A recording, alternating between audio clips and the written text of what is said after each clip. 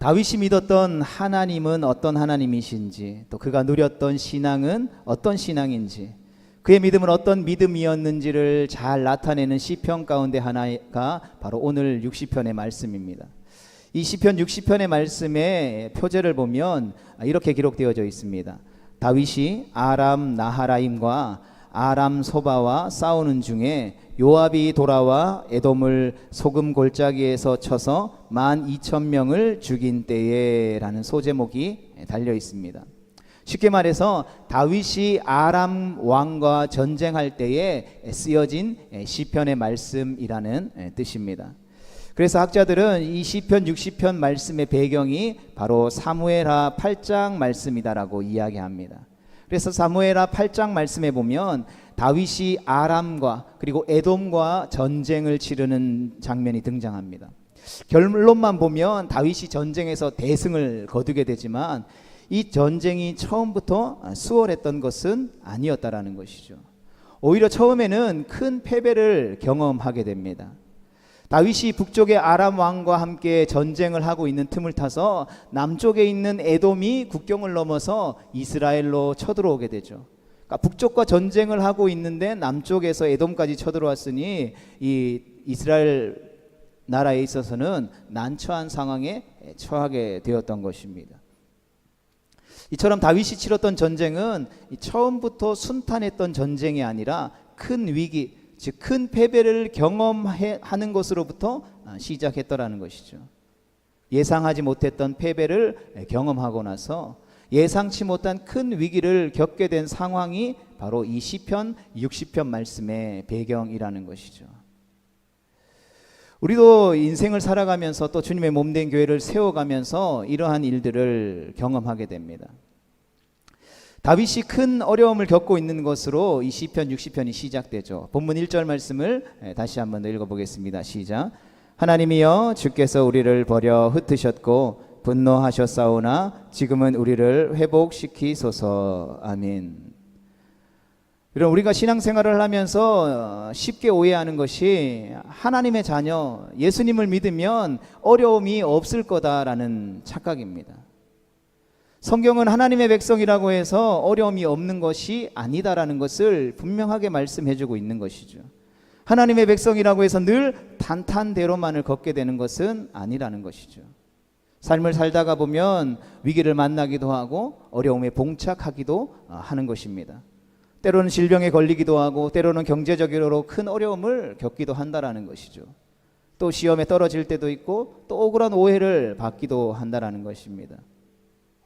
그런데 그러한 일들보다 우리를 더 힘들게 하고 어렵게 하는 것은 바로 왜 그러한 일이 내 삶 가운데, 우리의 삶 가운데, 우리 공동체 가운데에 일어났는지에 대한 이유를 우리가 알 수 없다라는 것입니다. 시편 이 60편의 배경이 되는 이 사무엘서의 말씀을 보아도 다윗이나 이스라엘 백성이 죄를 지었다라는 기록은 등장하지 않습니다. 다윗이 큰 실패와 패배를 경험하게 되었는데 왜 그러한 일을 겪게 됐는지 이유를 알 수 없다라는 것이죠.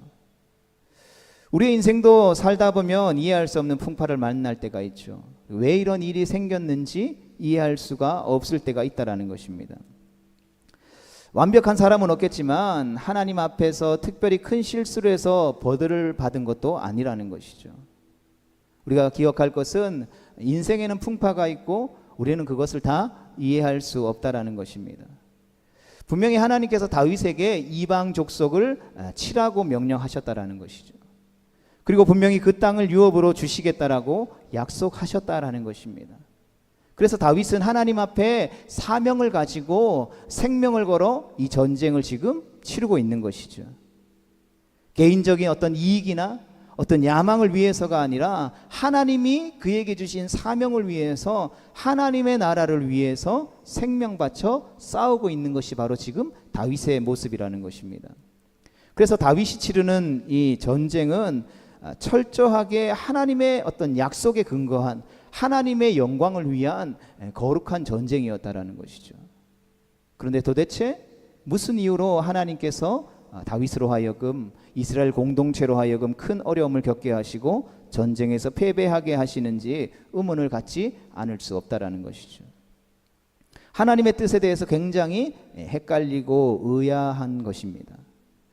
다윗은 그런 상황에서 하나님께서 우리를 흩어버리셨고 우리에게 분노하셨다라고 고백하면서 회복을 간구하게 되죠. 우리가 여기서 가장 힘든 부분이라고 하는 것은 하나님이 왜 흩으셨는지, 왜 분노하셨는지를 모른다라는 것입니다.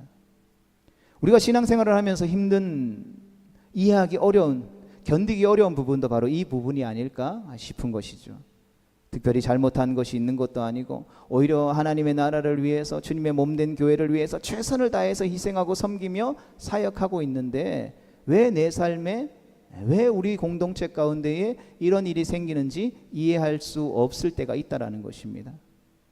그리고 이것이 우리를 때로는 힘들게 하고 때로는 시험에 들게 하고 또 하나님을 떠나게 만드는 결정적인 원인이 되기도 한다라는 것이죠. 부교육자로 이렇게 사역을 하면서 이 교회도 다니고 또 저 교회 다니면서 섬기다 보면 이렇게 원인을 모르는 고난에 시험이 들어서 하나님을 떠난 성도님들을 왕왕 보게 됩니다. 정말 열심히 하나님을 섬겼는데 도저히 이해할 수 없는 일을 경험하면서 신앙의 회의를 느끼고 이 신앙의 하나님의 고난에 대한 해답을 찾지 못하고 교회를 떠나기도 하고 신앙생활을 그만두게 되기도 하더라는 것이죠. 여러분, 이유라도 알면 회개하고 돌이킬 텐데 불순종의 결과로 어려움을 겪게 된 것을 깨닫게 되면 그래도 수긍하고 인정할 텐데 왜 이런 어려움을 겪고 있는지 이유를 모르니까 답답하다라는 것입니다. 더욱더 그냥 교회 주일날 왔다 갔다 그냥 하던 사람이면 모르겠지만 더욱더 주를 위해 충성하다가 그런 일들을 겪게 되면 너무나 힘들다라는 것이죠. 하지만 안타깝게도 이유를 알 수 없는 고난과 위기를 맞이할 때가 우리 인생 가운데 너무나도 많다라는 것이죠. 사실은 어떤 이유를 아는 상황보다 이해할 수 없을 때가 우리 인생 가운데에 더 많다라는 것이죠. 제 개인의 삶만 봐도 그런 것 같습니다. 지금까지 신앙생활을 하면서 주님을 위해 생명 바칠 수 있겠다라고 고백하고 달려왔고 편안하고 안정된 삶을 벗어던져버리고 제가 열방을 향해 가서 복음을 전하겠습니다 라고 헌신하면 헌신할수록 이해할 수 없는 일들이 더 많이 벌어지더라는 것이죠. 아니, 하나님 사랑해서 주님 만나고 싶어서 주님이 부르시는 그 열방을 향해서 제가 나아가겠다니까요. 그런데 그런 저의 삶을 통해서 하나님이 이해할 수 없는 일들을 마주하게 하더라는 것이죠. 그래서 시편 60편은 우리에게 소중한 기감이 되는 말씀이라고 할 수 있을 것입니다. 왜냐하면 다윗도 우리와 똑같이 이해할 수 없는 상황을 맞닥뜨렸다라는 것이죠. 왜 하나님이 허락하신 전쟁에서 패하게 하셨는지 아무리 돌아봐도 이해가 되지 않았습니다. 다윗의 인생을 보면 예전에는 하나님께서 계속해서 승리하게 해주셨고 주님의 약속들을 이루어가게 하셨는데 갑자기 분위기를 바꿔서 진노하시고 흩어버리시는 이유를 다윗은 알 수가 없었습니다. 그 가운데 쓰인 다윗의 고백이기에 우리도 집중하면서 살펴볼 필요가 있을 것입니다. 이유를 알 수 없는 실패, 이유를 알 수 없는 위기, 이유를 알 수 없는 질병 속에서 다윗이 어떻게 반응했는지, 하나님의 자녀라면 그러한 상황을 어떻게 극복해야 하는지를 우리가 알 수 있기 때문입니다. 이해할 수 없는 위기의 상황을 맞닥뜨린 다윗의 반응은 명확했습니다. 이유를 알 수 없어도 하나님께 회복시켜 달라고 간구하게 되죠. 우리 시편 60편 1절 말씀을 다시 한번 더 읽어보겠습니다. 시작. 하나님이여, 주께서 우리를 버려 흩으셨고 분노하셨사오나 지금은 우리를 회복시키소서. 아멘. 다윗은 하나님께 자신이 겪고 있는 고난의 이유를 묻거나 따지지 않았습니다. 하나님께서 자신을 왜 흩어버리셨는지, 왜 자신을 향해서 분노하셨는지 그 일을 전혀 따지지 않았다라는 것이죠. 따지지 않고 오직 회복을 구할 뿐이었다라는 것입니다. 본문 2절부터 마지막 절까지 하나님께 왜 그러셨는지 다윗은 한 번도 질문하지 않았다라는 것이죠. 여러분, 이것이 다윗의 기도였다라는 것입니다. 성도 여러분, 우리의 신앙생활에도 이 부분이 매우 중요합니다. 고난의 이유를 알 수 있을 때도 있죠. 지은 죄로 인해서 벌어진 일이라면 무조건 우리가 하나님 앞에 나아가 회개해야 할 것입니다. 그때는 하나님 앞에 돌이키는 것 외에는 다른 방법이 없기 때문이죠. 그런데 문제는 왜 이런 일이 일어났는지 도무지 감이 안 잡힐 때가 있다라는 것이죠.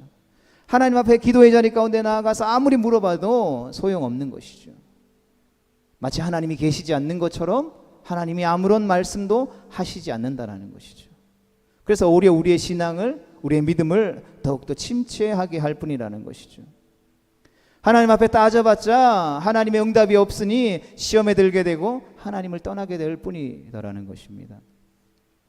그러하기에 그때는 하나님께 회복시켜달라고 간구하는 것이 유일한 방법인 것이죠.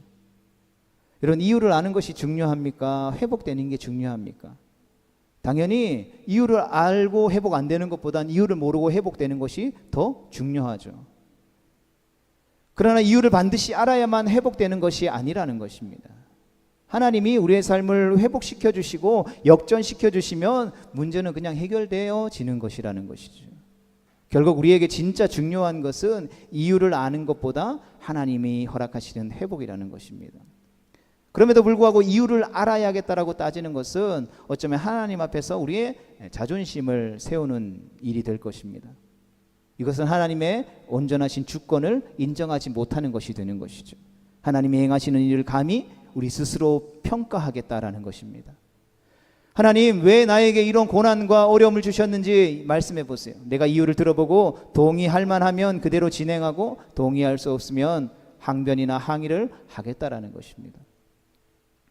그러나 하나님의 주권을 인정하면 하나님의 나의 삶에 일어나는 모든 일의 주권자가 되신다라는 것을 우리가 인정하면 이유를 물을 필요가 없다라는 것이죠. 왜 그렇습니까? 같이 읽어보겠습니다. 시작. 무슨 일을 하시든지 하나님의 선택입니다. 아멘.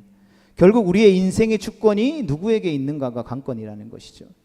이건 내게 허락하신 내 인생이니까 하나님의 일에 관여하겠다. 하나님이 어떻게 행하셨는지 자초지종을 듣고 그 정당성을 판단하겠다라는 것은 어쩌면 하나님이 하시는 일에 왈가불가 토를 달겠다라는 것이라는 것이죠.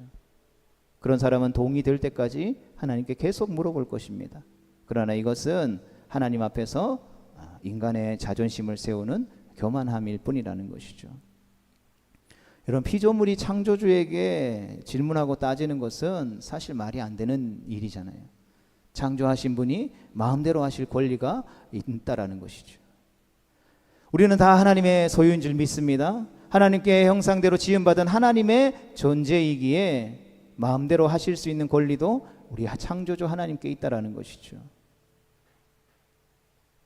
피조물인 인간에게 정해진 선을 넘어서 그 존재의 의미를 벗어나는 것이 성경이 말하는 교만이죠. 그래서 왜 그렇게 되었는지 이유를 묻게 되면 시험에 들게 될 뿐이라는 것이죠. 왜냐하면 좋은 의도로 질문하는 것이 아니기 때문이라는 것이죠.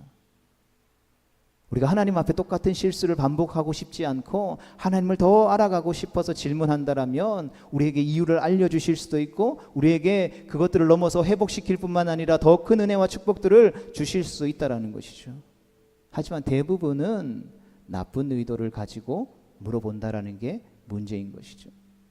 하나님을 위해 헌신하고 내가 얼마나 섬겼는데 이해할 수 없는 일을 겪게 되고 그런 하나님의 뜻에 동의할 수가 없어서 질문하는 것이기에 좋은 열매를 맺을 수가 없는 것이죠. 저희 가정에 자녀들이 연약함이 있고 또 선교지에 막 나가려고 준비하는데 아버지가 쓰러지셔가지고 육신의 연약함을 갖게 되면서 처음에는 저도 많이 질문했던 것 같습니다. 하나님 왜 이런 일을? 하나님, 우리 가족이 하나님 앞에 또 하나님의 나라를 위해 교회를 위해 얼마나 헌신하고 수고하며 있었는지 아시잖아요. 그런데 하나님 왜 이런 일들을 우리 가정이 겪게 하십니까? 주님 그 이유를 알고 싶습니다. 그 이유를 알아야 내가 견딜 수 있겠습니다 라고 계속해서 질문했다라는 것이죠. 그러나 깊은 기도로 시간이 지나면서 계속해서 그 문제들을 가지고 기도할 때 하나님이 20편 60편의 다윗의 모습을 통하여서 우리에게 요구하는 것이 그것이 아니다라는 것을 깨닫게 되더라는 것이죠. 여러분 욥을 잘 알 것입니다. 욥의 마지막에는 욥도 회개하고 돌이켰지만 처음에는 하나님께 도대체 왜 이런 일들이 벌어지는 것이냐며 따지고 물었죠. 그런 욥에게 하나님은 욥기 38장 4절과 5절과 6절 38장 쭉 있지만 이 4절 5절 6절에서 이렇게 말씀하십니다. 같이 읽어보겠습니다. 시작. 내가 땅에 기초를 놓을 때에 내가 어디 있었느냐? 내가 깨달아 알았거든 말할지니라. 누가 그것의 도량법을 정하였는지, 누가 그 줄을 그것의 위에 띄웠는지 내가 아느냐? 그것의 주추는 무엇 위에 세웠으며 그 모퉁이 돌을 누가 놓았느냐? 아멘. 여러분, 아무것도 아닌 인간은 감히 하나님 앞에 질문할 수 있는 존재가 아니라는 것을 이 말씀을 통해서 명확하게 알려주시는 것이죠. 그래서 이제 다윗은 하나님 앞에 왜라고 묻지 않았습니다. 묻지 않고 그저 회복시켜달라고 기도했다라는 것이죠. 하나님이 행하신 일들에 대해서 잘했다 잘못했다 옳다 옳지 않다 평가하거나 참견하지 않았다라는 것입니다. 감히 왈가불가 토를 달지 않았다라는 것입니다. 그저 하나님 앞에 긍휼을 구하는 것입니다. 여러분, 신앙의 본질적으로 우리는 하나님 앞에 이유를 물을 수가 없습니다.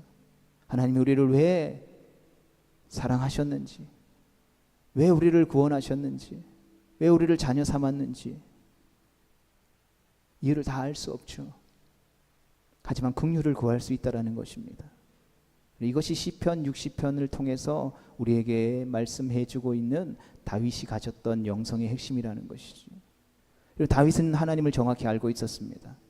하나님은 세상을 창조하신 분이시기에 하나님께 왜라고 물어보는 것은 의미가 없다라는 것을 정확히 이해하고 있었다라는 것이죠. 그러나 동시에 하나님은 사랑과 은혜와 긍휼의 하나님이시다라는 것도 알았습니다. 그래서 다윗은 왜라는 이유를 묻는 대신에 하나님의 긍휼과 하나님의 은혜와 하나님의 사랑에 호소한 것이죠. 우리가 기억할 수 있기를 축복합니다. 우리는 하나님께 이유를 물을 수는 없습니다. 그러나 긍휼을 구할 수는 있다라는 것이죠. 하나님이 회복시키신다라는 것이 바로 다윗의 기도였다라는 것입니다. 그렇다면 오늘날 우리의 기도는 어떻습니까? 하나님 왜 그렇습니까? 라고 하는 욥과 같은 항변입니까? 아니면 하나님 우리를 사랑하시니 우리에게 은혜를 베풀어 주시옵소서, 회복시켜 주시옵소서라고 하는 다윗의 호소입니까? 하나님께서는 긍휼을 구하는 우리의 호소에 응답하심을 믿으시기를 주님의 이름으로 축복합니다. 이유를 묻는 항변에는 많은 경우 답하시지 않으시죠. 이유를 묻는 항변에는 대부분 침묵하신다라는 것입니다. 아니 우리에게 설명해 주신다고 한들 우리가 받아들이고 이해할 수 있겠습니까? 창조주가 하시는 일을 피조물인 우리가 어떻게 다 이해할 수 있겠습니까? 시간과 공간을 초월하신 분, 지혜의 깊이를 측량할 수 없는 분이 행하시는 일을 우리가 어떻게 이해할 수 있겠습니까? 하나님 우리의 영성을 위해서 대답을 안 해주실 때도 있다라는 것이죠. 그러나 감사하게도 긍휼을 구하는 호소에는 항상 응답하신다라는 것입니다. 성대로 이것이 우리가 붙들어야 할 영적 비밀인 줄 믿습니다. 이유를 물을 때에는 하나님이 때때로 침묵하실 수도 있지만 하나님의 긍휼을 구할 때는 항상 우리에게 응답하신다라는 것입니다. 하나님께서는 다윗의 기도를 들으셨습니다. 회복시켜달라는 다윗의 호소를 들으시고 반전을 일으키셨다라는 것이죠. 결국 다윗은 전쟁에서 대승을 거두고 큰 승리로 전쟁을 마무리하게 됩니다. 할렐루야. 우리의 인생도 마찬가지인 줄로 믿습니다. 우리가 왜라는 질문을 붙잡고 있을 때는 대답을 얻지 못할 가능성이 크죠. 그러나 긍휼에 호소할 때에는 반드시 하나님이 응답하시는 것입니다. 우리가 왜 이런 위기에 처해 있는지 이해할 수 없지만 우리를 구원하여 주시옵소서라는 기도에는 하나님께서 신실하게 응답하시는 줄을 믿으시기를 주님의 이름으로 축복합니다. 다윗은 전쟁의 패배라는 이해할 수 없는 환난에 대해서 주께서 땅을 진동시키고 주의 백성에게 어려움을 보이셨다라고 이야기합니다. 우리 본문 2절과 우리 3절의 말씀을 우리 함께 보겠습니다. PPT 좀 잠깐만 한 번만 넘겨주시겠어요?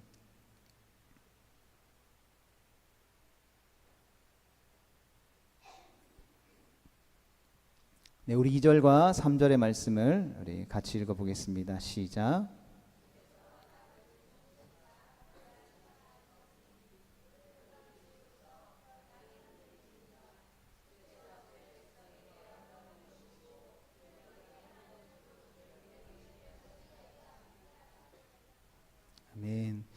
우리 한 번만 더 우리 읽어볼까요? 시작.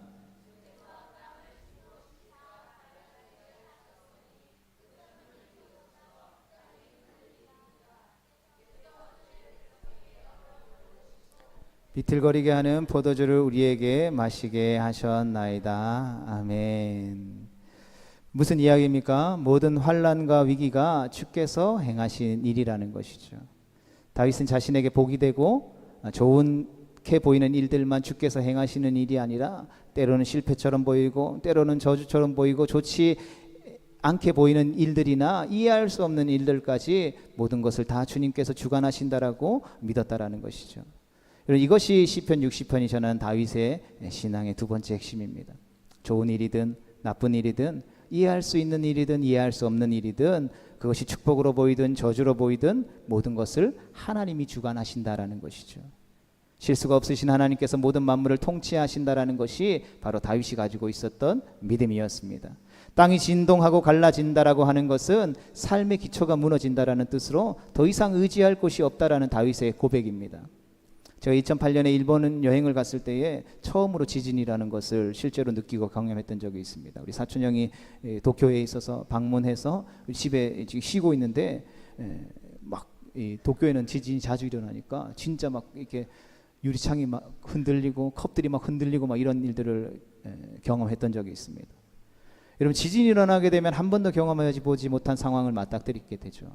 의지할 것이 없다라는 것이 무엇인지 처음으로 깨닫게 되었던 것 같습니다. 이 아파트에서 이거 지진 나서 무너지면 어떡하지? 나 이제 곧 죽는구나, 이런 생각을 했던 것 같습니다. 또 길을 걷다가 어지럼증이 오거나 강한 바람이 불면 우리는 무의식적으로 어떤 행동들을 취합니까? 주변에 무엇인가를 잡을 수 있는 것을 찾게 되죠.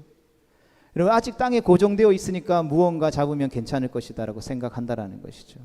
그런데 땅이 흔들리면 더 이상 잡을 것이 없는 것입니다. 나무를 잡아도 흔들리고 책상을 잡아도 같이 흔들린다라는 것이죠. 여러분, 의지할 게 없다라는 말이 무슨 뜻인지 알게 되더라는 것입니다. 또 포도주에 비틀거린다라는 것은 무기력하게 된다라는 것을 의미합니다.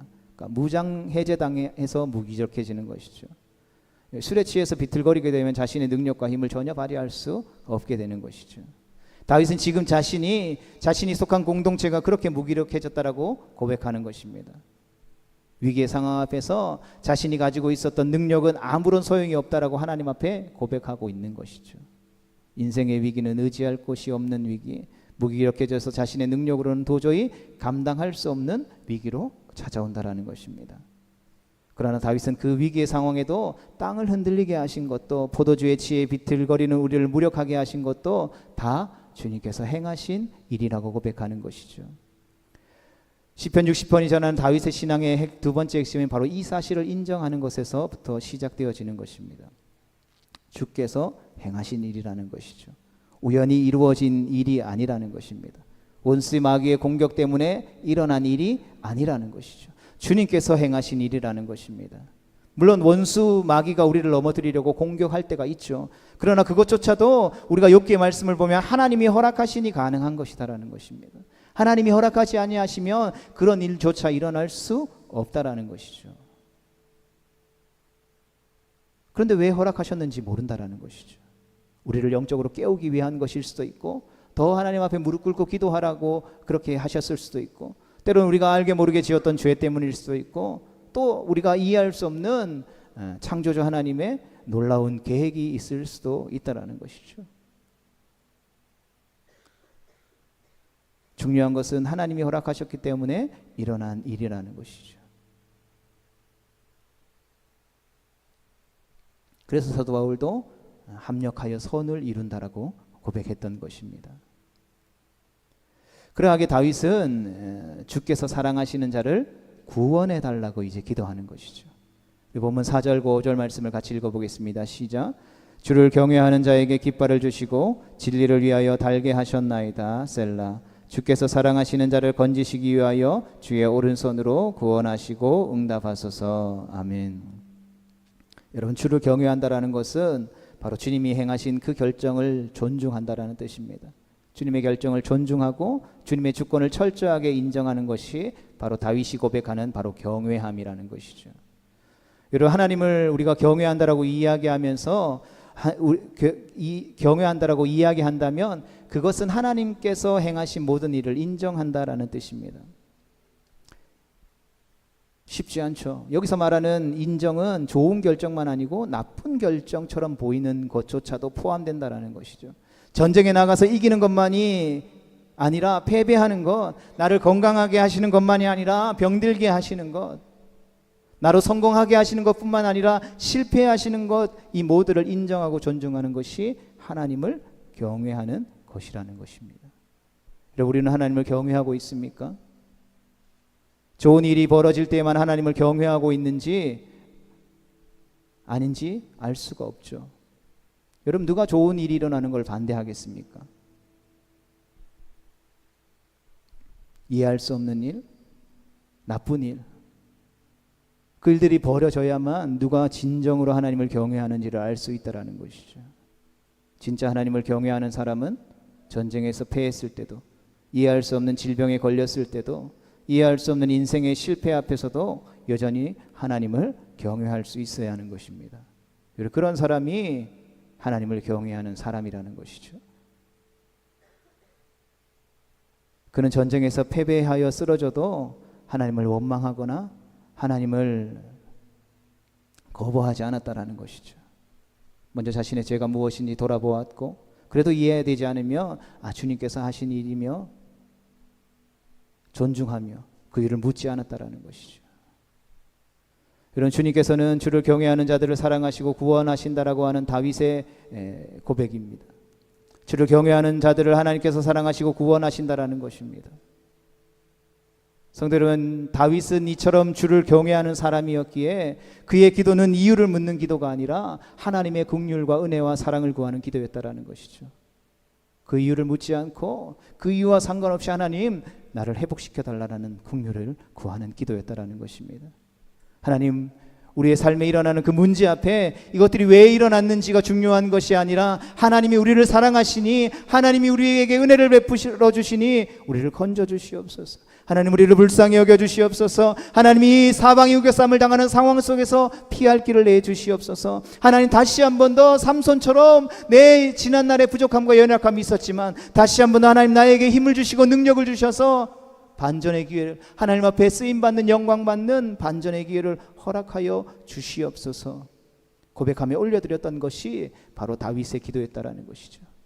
그리고 이러한 다윗의 기도를 보고 하나님은 그래, 그 마음, 그 자세가 내 마음에 합하구나 라고 허락하시고 그 패배를 딛고 더 큰 승리와 영광을 다윗으로 하여금, 이스라엘 공동체로 하여금 경험하게 하셨다라는 것입니다. 성도 여러분, 우리는 오늘 어떤 예배를 드리고 있습니까? 어떤 기도로 하나님 앞에 나아가고 있습니까? 혹시 이유를 묻는 함정에 빠져 계시지는 않습니까? 혹시 하나님을 향해서 왜 나에게만 이러한 일들이 일어나게 하느냐라고 끊임없이 묻고 계시지는 않습니까? 그렇다면 오늘 이 다윗의 신앙을 통해서 우리가 그 기도를 멈출 수 있기를 주님의 이름으로 축복합니다. 왜냐하면 그 기도에는 응답이 없기 때문입니다. 하나님께서는 이유를 묻는 기도에 대부분 설명해 주시지 않기 때문입니다. 하나님께서는 오히려 하나님을 경외하는 자를 찾으신다라고 말씀합니다. 끝까지 하나님의 뜻이 이해되지 않는다 할지라도 하나님을 경외하는 자들을 주님 앞에 신실하게 붙들어 주시는 것입니다. 따라서 우리가 해야 할 기도는 이유를 묻는 기도가 아니라 우리가 해야 할 기도는 바로 하나님의 긍휼을, 하나님의 은혜를, 하나님의 사랑을 구하는 기도여야 하는 것입니다. 그것이 피조물에 합당한 반응인 것이죠. 위기에 처하고 때로는 인생의 큰 어려움을 만났을 때에 피조물에 합당한 반응은 왜를 묻는 것이 아니라 주님, 내가 이런 일을 당했으니 하나님 나를 불쌍히 여겨 주시옵소서, 나를 긍휼히 여겨 주시옵소서라고 구하는 것입니다. 그리고 주님, 지금 그 은혜와 사랑으로 우리를 회복시키시고 우리를 건져 주시옵소서라고 하는 기도가 우리에게 합당한 기도여야 하는 것입니다. 성도 여러분, 다시 한 번 더 강조합니다. 우리는 절대 하나님 앞에서 교만을 떨어서는 안 됩니다. 하나님 앞에 목을 곧게 세워서는 안 된다라는 것이죠. 그것은 잘못된 태도라는 것입니다. 내 인생의 주인은 나니까 왜 내 인생에 하나님께서 이런 일을 베푸셨는지 이유를 알려달라고 말하는 교만은 하나님의 주권을 인정하지 않고 반역하는 태도에서 나오기 때문이라는 것이죠. 그러하기에 성도의 올바른 하나님 앞의 태도는 하나님 앞에 엎드리는 것입니다. 이해할 수 없어도, 때로는 동의되지 않아도 하나님의 긍휼을 구할 뿐이라는 것이죠. 하나님 앞에 인간은 훅 하고 불면 사라져버리는 먼지와 같은 존재입니다. 오늘 있다가 내일 아궁이에 던져지는 들풀처럼 정말 아무것도 아닌 존재라는 것이죠. 감히 하나님 앞에 우리가 어떻게 서 있을 수 있는 존재이겠습니까? 그러하게 피조물의 올바른 반응이 무엇인지 우리는 명심해야 하는 것입니다. 때로는 우리가 하나님 앞에 너무 똑똑한 척하고 있지 않습니까? 때로는 우리가 너무 능력 있는 척하고 있지 않습니까? 우리가 너무 지혜로운 척하고 있지는 않습니까? 아니면 너무 괜찮은 척하고 있지는 않습니까? 이러한 것이 저 모두 주님 앞에서는 옳지 못한 태도라는 것입니다. 오늘 시편 60편 말씀을 통해서 우리에게 믿음의 본을 보여주는 다윗은 그렇게 하지 않았다라는 것이죠. 반복해서 말씀드리지만 그는 하나님의 긍휼을 구했다라는 것입니다. 우리가 혹시 왜라는 함정에 빠져 계신 분들이 계시다면 오늘 돌이킬 수 있기를 주님의 이름으로 축복하고 도전합니다. 오늘 우리의 기도가, 오늘 우리의 예배가 바뀌어야 하는 것입니다. 우리의 마음과 태도와 중심이 바뀌어야 하는 것입니다. 그리고 겸손하게 주님 앞에 나아가야 하는 것입니다. 나아가서 왜가 아니라 긍휼을 구하는 우리 모두가 될 수 있기를 주님의 이름으로 축복합니다. 그리고 이 긍휼을 구하는 기도를 통해서, 이 예배를 통해서 하나님을 온전히 경외함을 통해서 반전의 승리를 우리의 삶 가운데에 경험하게 하시는 주님의 놀라운 은혜와 승리를 목도하는 우리 모두가 되어질 수 있기를 주님의 이름으로 축복합니다.